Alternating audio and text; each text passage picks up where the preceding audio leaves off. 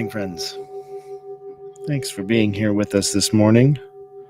We're just going to get right into it. We're starting a little bit behind my scheduled time that I like to start, so thanks for being here.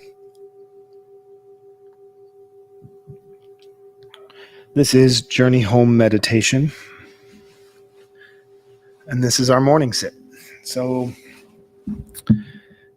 if this is your first time here today or your 200th time here today, thanks for being here. Just to let you know, we're going to be doing a little bit of breath work together. I'll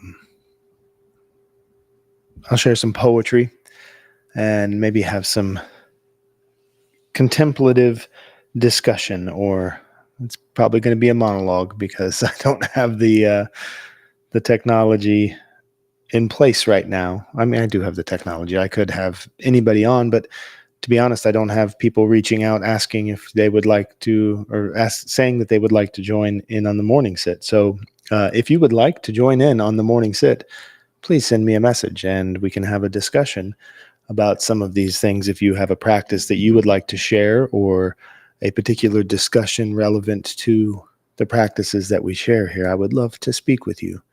That being said, also liking and sharing and commenting on these posts really does help to get it into more people's feeds. What a strange word. What a strange... The way that we use language is very telling to how we view the technologies in our life. And so I've always found that one to be quite prescient, to say that this is a feed, because we are feeding. We're feeding our minds. We're feeding our beliefs. We're feeding this this machine of identity that is creating so much content for us to feed into. So, and that's not all cynical. I think it's important to remember that we are ingesting. We're ingesting each other's words. We're ingesting each other's energies and emotions. We are turning those into the stuffs that make up who we are. Literally changing the shape and future of our body and the way that we live on this world. So, yeah, I think it is fitting that this is called a feed. And the whole point of this was to say, if you appreciate this work and you appreciate this practice, sharing it on any of your social medias is a really helpful way to get this into the hands of others who may also benefit. And the more of us that are sharing in these practices, the more likely we are going to have a bounty of discussion and conversation.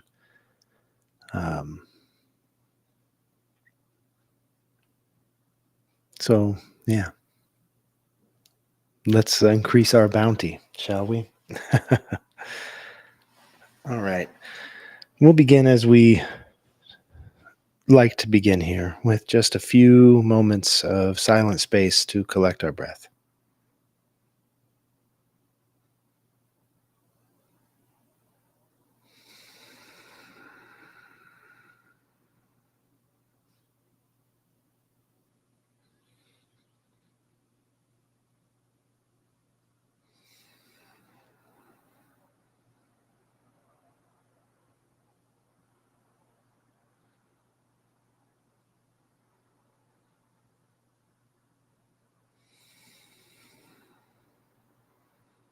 Taking this pause is a wonderful opportunity to begin to bring our awareness inside of our body. See how we are reacting to the stimulus of the day, whether it's that cup of coffee or 2 or 4 that you may have had this morning already, or Whether it's the way that you may have slept last night, still grinding into your shoulder or your neck.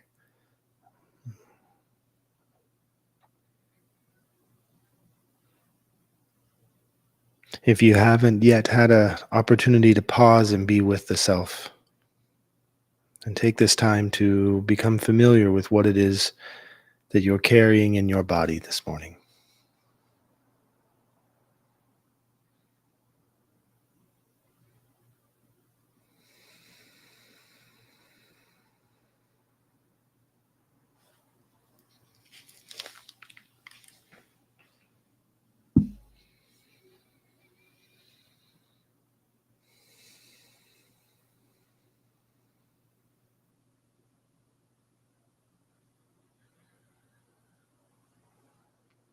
And before we begin, let's have 3 shared intentional breaths. With this breathing practice, we're going to be breathing in through our nose to the bottom of our bellies. If your nose is clogged, if you have allergies, or just have a difficult time breathing in your nose, that's okay. You can breathe in your mouth.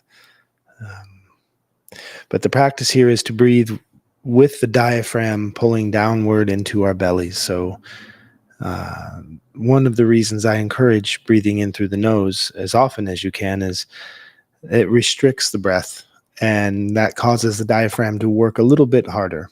And this use of this muscle and this breathing function, breathing the diaphragm all the way down to the bottom of the belly, has so many benefits into our body, our central nervous system, our digestion. And it begins to create a relationship that we have with our breath and with the world around us that brings calm from inside of the body outward. And this is really helpful when we live and are functioning in spaces that are not calm. And so much of our lives is not calm, from traffic to the political landscape to the social media barrage of information. The emotional instability that comes with not knowing the security of our future, the security of our homes or our physical health, our ability to feed ourselves and our families and one another. All of this stress has a strong effect on our bodies. But if we take this opportunity to learn how to breathe to the depth of our belly, this is what it is to breathe deeply. It's not swallowing all of the breath that you can at once. It's interesting when you say to somebody, hey, take a couple of breaths. The first thing that I see people do so often is go, and then they say, I try, but this just doesn't work for me. This just doesn't work. And I say, actually, it is. It's working exactly how it's supposed to. When you breathe in that way, you're breathing as if you're ready to fight or to have to run away from something. Our ability to breathe with our mouth and these deep gulping breaths into our chest, directly straight shot to the lungs, that increases our adrenaline and our cortisol levels go up, and we become prepared for what we might need to do. We're one of those species that can breathe with our mouths so that when we run, we can run farther distances and have the ability to cool our body and gulp air as needed. Whereas when I say, hey, let's take a couple deep breaths, and we breathe in through our nose deeply into our body, going down into the lowest parts of our belly, going deep into the breath.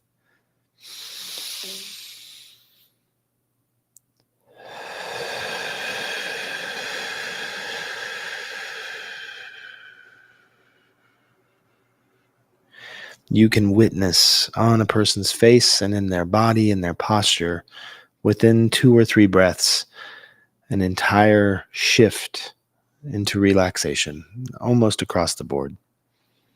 There's a lot of good reasons for that, and I've talked about them a lot on this program, so I won't go into it too far, but just try it with these few breaths together. We're going to breathe in through our nose to the bottom of our bellies. We're going to hold our bodies in such a way that it facilitates this breath. So I'm seated right now with my legs crossed in what's called half lotus position. Um, you can sit in any cross-legged position that you'd like, or legs outstretched. However it is you're sitting, what your goal is going to be is to have your back as straight as you can hold it without strain. An important factor here. We don't want to stress or strain ourselves, but we do want to open our front bodies, opening our chest and our heart, bringing the shoulder blades slightly together in the back, just a little bit. Palms facing upward to roll those shoulder joints open. Relax the neck, the shoulders, the face. Relax your eyes, your tongue, the back of your head, the top of your head. And in through the nose, slowly, full, and out of the mouth, slowly and completely. 3 breaths together.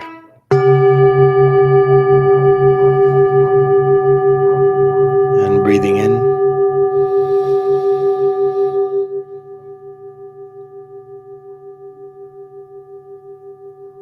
And breathing out.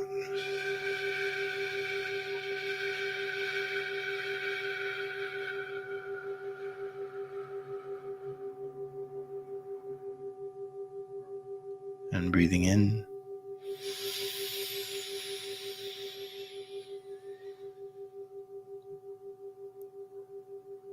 And breathing out.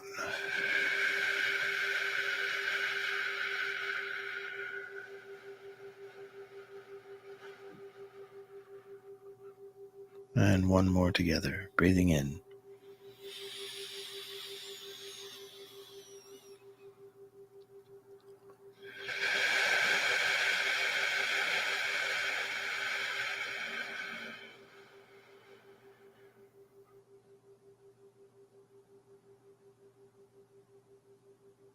And as you return to a more natural cycle of breath, notice any shift in your body.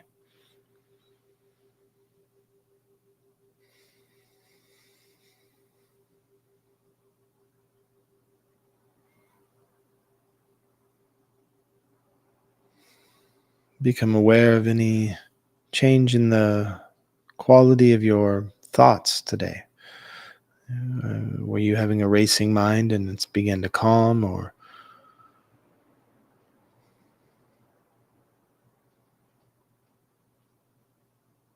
are you feeling like you can access your emotions more gently, or are you feeling more guarded?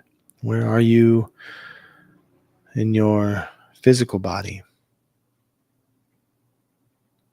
Are you feeling the relaxation of this moment, or are you finding yourself discovering new places of tension?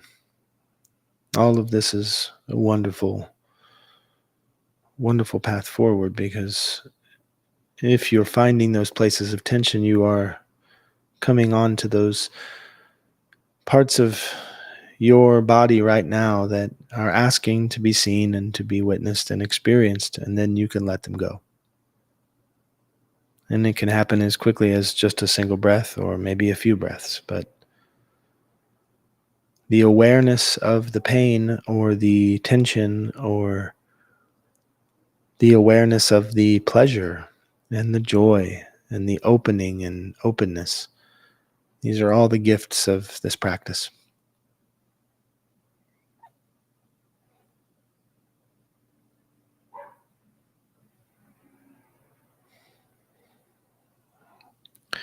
I think that for many of us,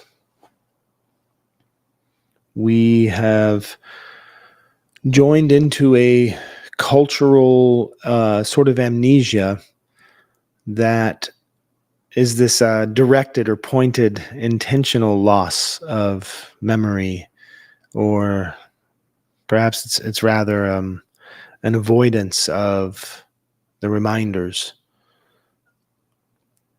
of the ways in which we have both been harmed and caused harm in our lives. And I don't know if this is a big thing to harp on or not. Some people will say, just let that all go and be in this moment, and you are not that person. Enough said. But I sort of, not even sort of, I sit in the camp that if I am unaware of these things that have shaped my being today, then I am unaware of how I am moving forward with those shapes. And if my emotions have been sharpened like a blade by trauma, and I am unaware or unwilling to sit with that experience and to feel what it is to have sharpened emotions, then I'm going to hurt someone.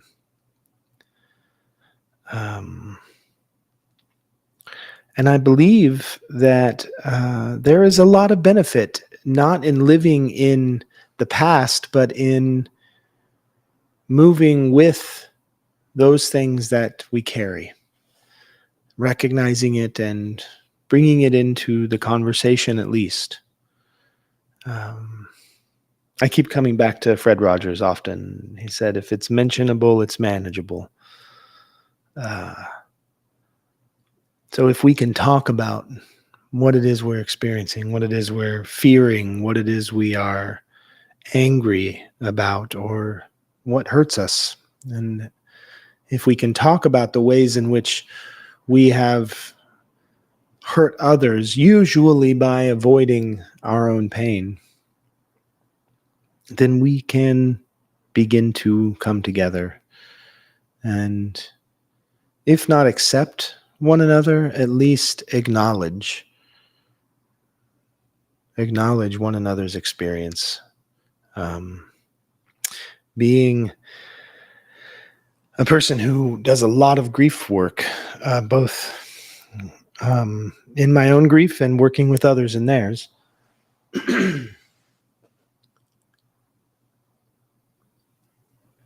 I have opportunity to sit in circles.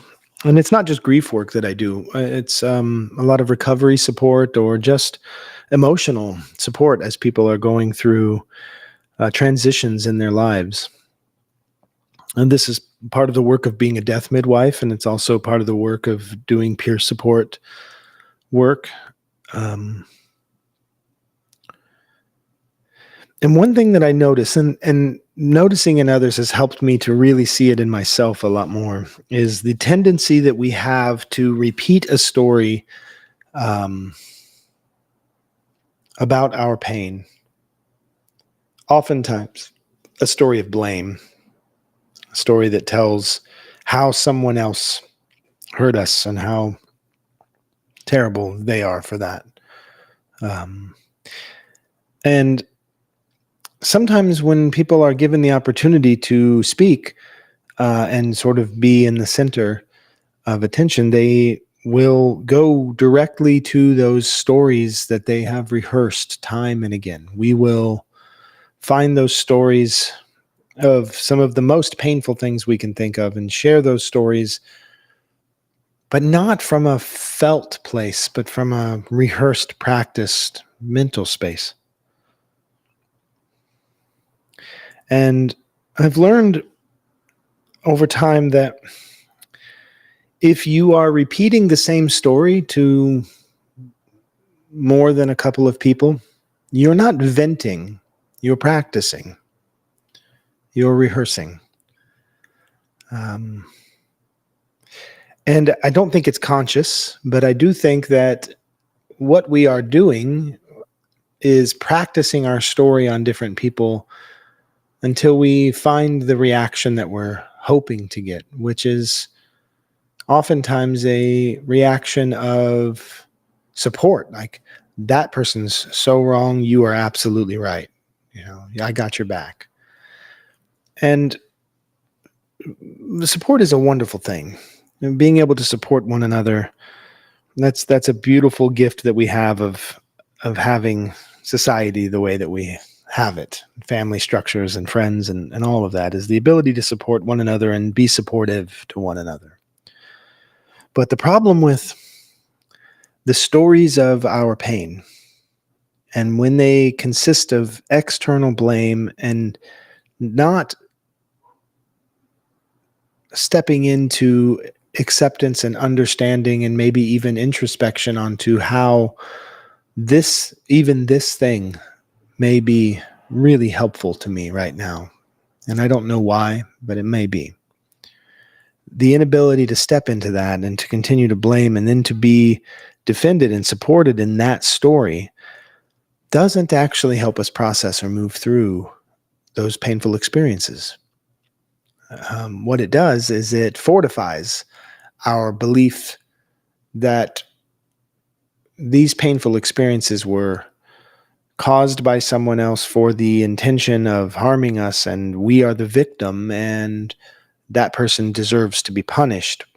Generally, they're not being punished. And so we then form this strong belief of an unfair world.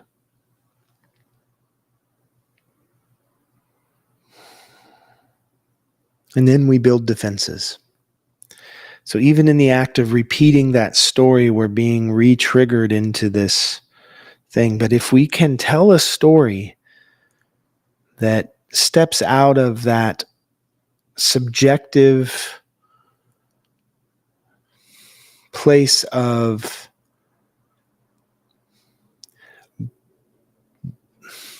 I'm going to stop, actually. I'm just going to stop mid-sentence. This isn't interesting to me right now. I want to get to the feeling, not the ideas. So let's sit for a second.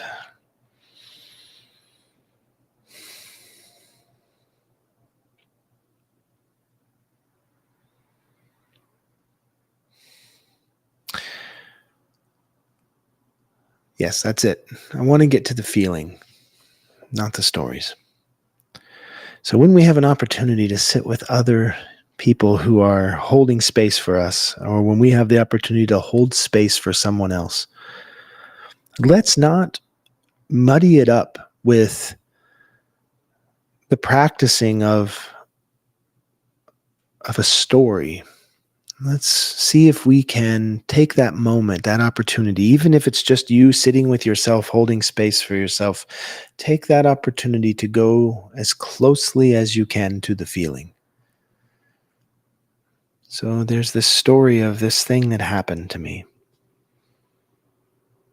And I could say, can you believe he did this and he did that, and it was terrible, and nobody was there, and everybody supported him and got his back, and nobody heard my story, and can you believe that?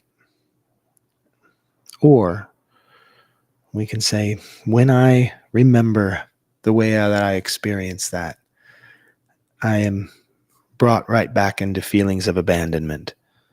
It felt so isolating and lonely to not have support from people around me at that time.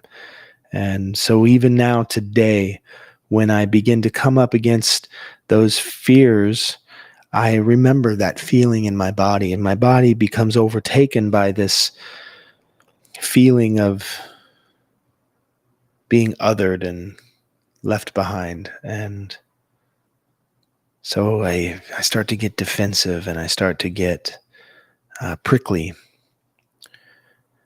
And I have a tendency now, because of that, to enter into relationships that I can avoid vulnerability.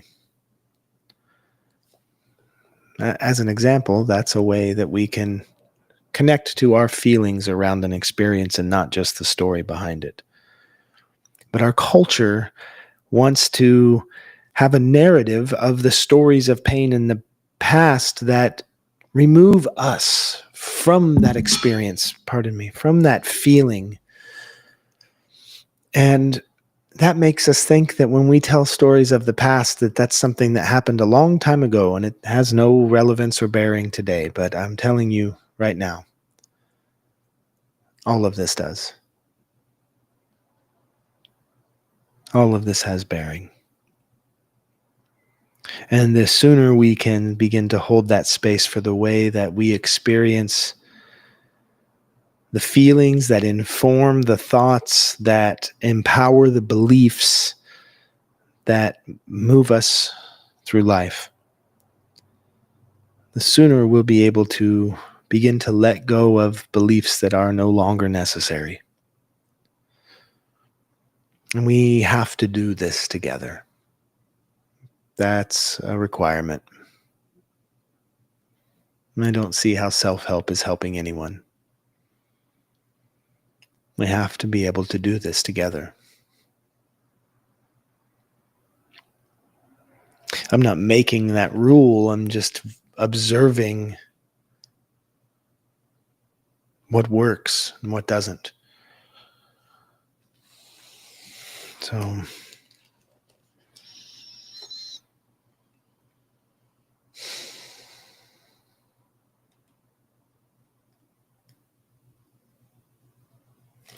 I was going to read some Mary Oliver this morning, but I think I want to go to Appalachian Elegy, which I think I have here. Yeah, I do have this here.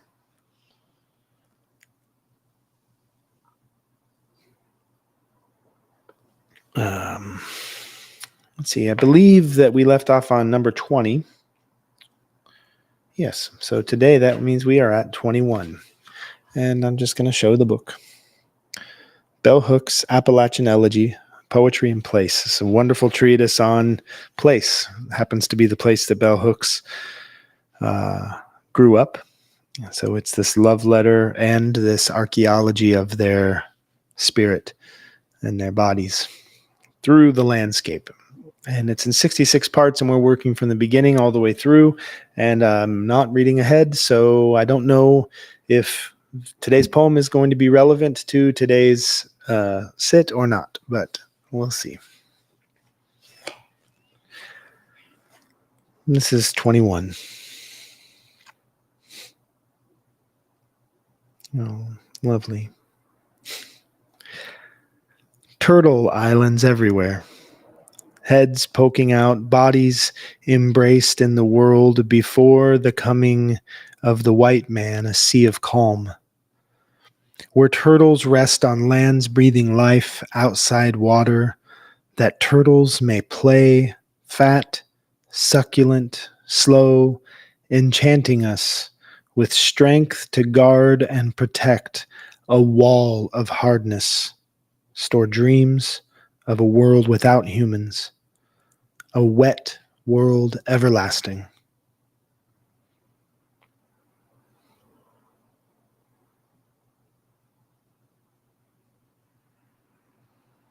It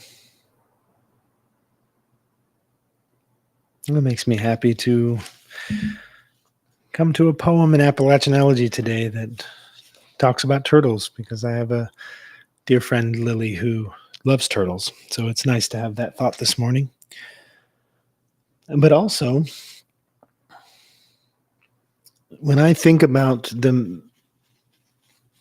what the representation may be here of,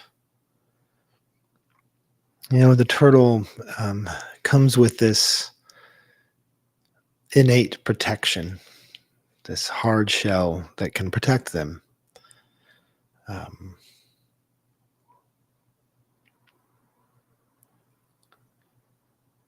And this is simply a tool of their bodies, their biological function, that has worked. It's worked well for them. They're one of the oldest living species, and they live a long time as well. But what's interesting is the way that we anthropomorphize that into this creature represents defensiveness, when really, in many ways, turtles are quite vulnerable. But they have an intelligence to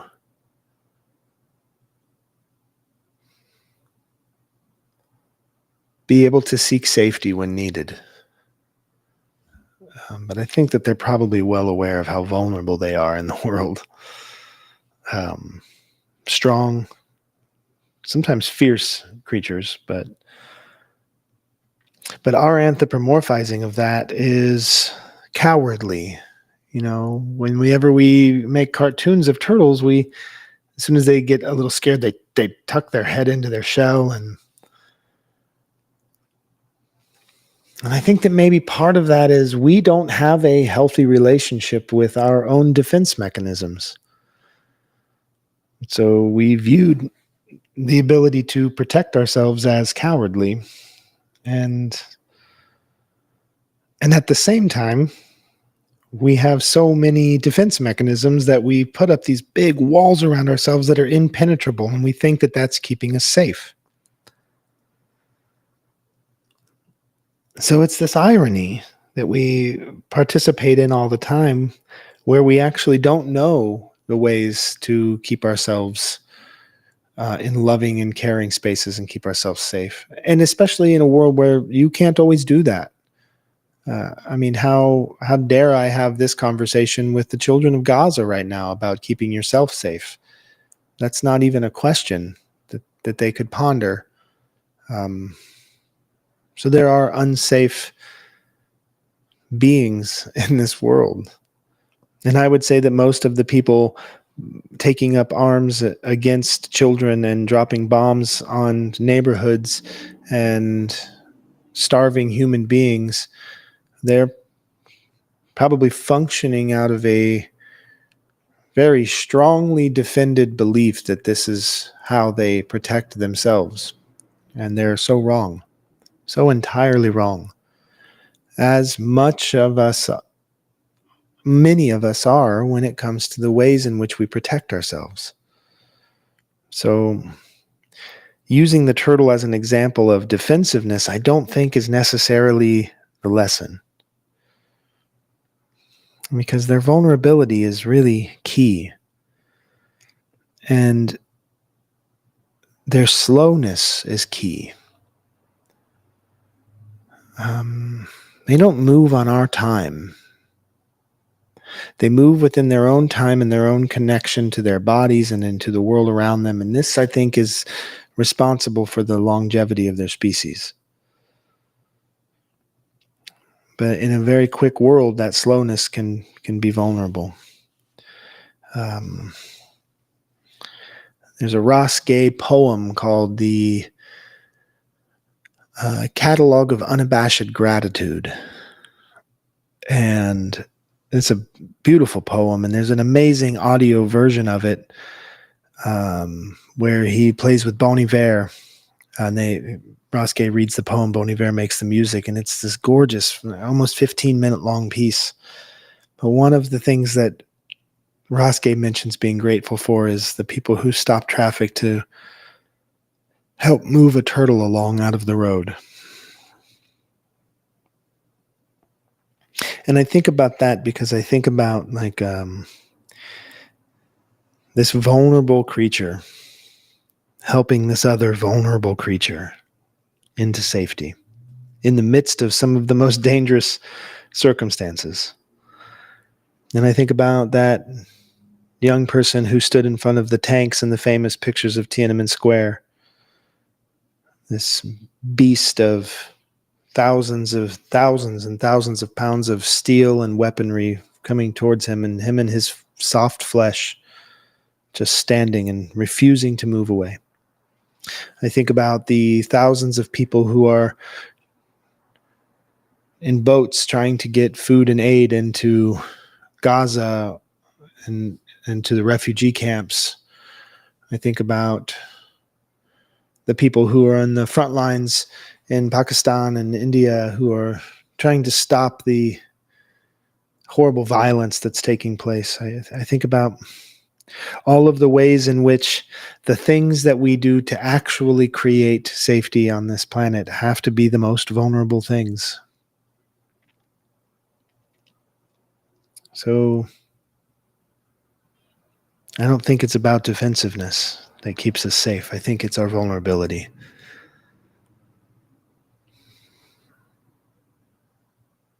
But what do I know? I'm just a soft animal. So what a lovely What a lovely piece today from Appalachian Elegy.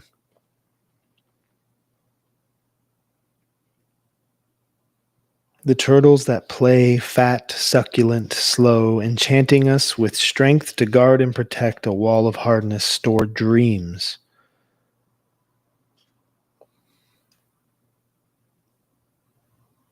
Reminding us, the dreams. Dreams are in the center of us all.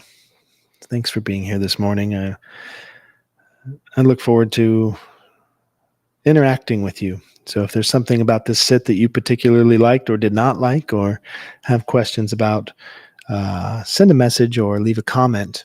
We're on Substack. If that's where you're seeing us, then you can get a free account on Substack and subscribe. Everything that we offer is always free of charge. If you'd like, you can do a donation-based, a monthly subscription as well. That helps cover some of the costs of all of these spaces and everything that we use to facilitate this sit. But engaging, I would like that. So thanks for being here. Hariom.